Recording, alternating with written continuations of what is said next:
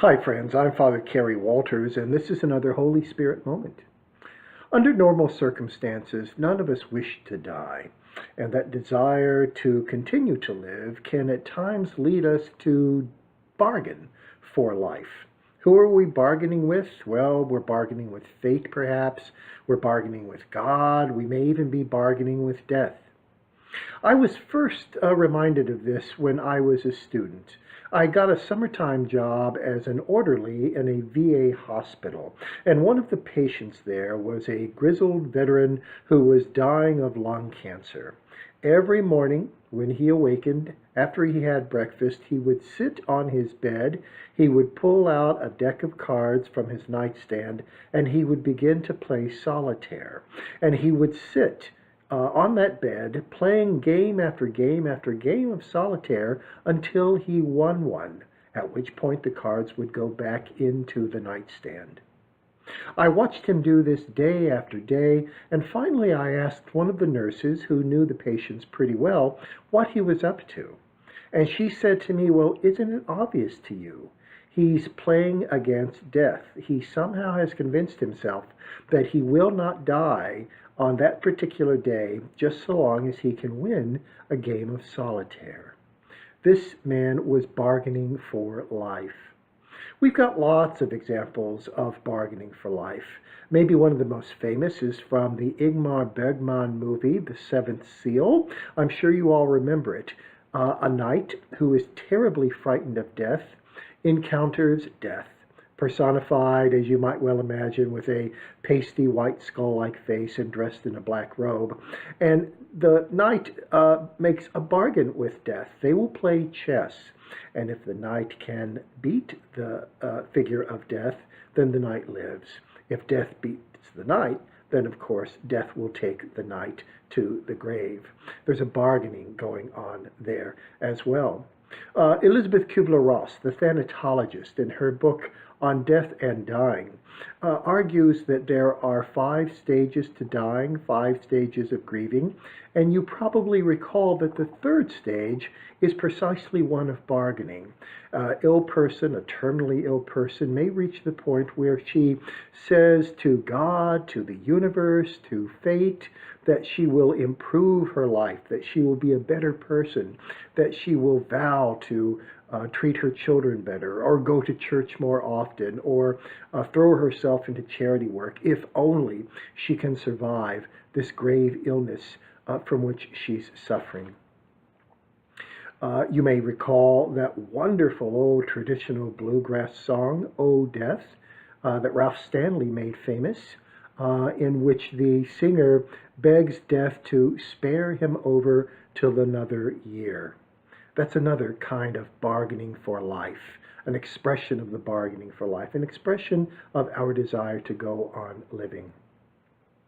Well, we find the same kind of bargaining in the Hebrew Scriptures, most notably in 4 different Psalms and in a passage from the prophet Isaiah. I'm talking about Psalms 6, Psalm 30, Psalm 88, and Psalm 115. But the bargaining here is really curious. In each of these Psalms, the psalmist rather slyly says to God, "Of what use am I to you if I'm dead? Can I praise you from the grave? Can I sing the wonders of your world if I return to the earth?" So what the psalmist is trying to do here, and the passage from Isaiah does the same thing, is to convince God that it's in God's best interest for the psalmist not to die. It's a very curious way of bargaining for life. Stated like that, it sounds really crass, doesn't it? That you sort of bribe God into allowing you to live by insisting that it's in God's best interest if you live, because only then can you serve God. But I think there's another way to read these 4 Psalms and the passage from Isaiah, a way that suggests that it's not as self-serving as it might come across on a first reading, a way that suggests that it's not even physical death that's being talked about at all, or physical life, but rather spiritual death, and spiritual life. In each one of these 4 Psalms, it's not at all clear from the context that the person who is praying for life is in danger of dying from some kind of illness or disease. It could just as easily be interpreted as the threat of a spiritual death that the person speaking to God is praying release from. And it seems to me that all of us have a pretty good idea of what that spiritual death would entail. When we lose a sense of wonderment, when we lose a sense of truth and beauty and goodness, when life becomes just one damn thing after another, life becomes nothing more than putting one foot in front of the other, when there seems to be no joy and no transcendence in our existence, then we are living a kind of zombie-like existence. We're existing, we're enduring biologically, physically, but we're not living abundantly. We're not living fully in the way that God intended us to live. So I think that one way to interpret what the psalmist is saying in these 4 Psalms is something like this.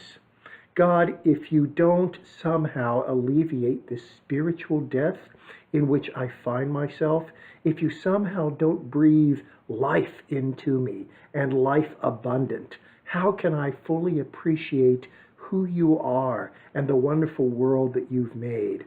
How can I fully honor you if I'm spiritually dead inside? How can I possibly worship you as you deserve to be worshiped for the great gift of creation that you've given all of us, if I somehow am not fully alive myself?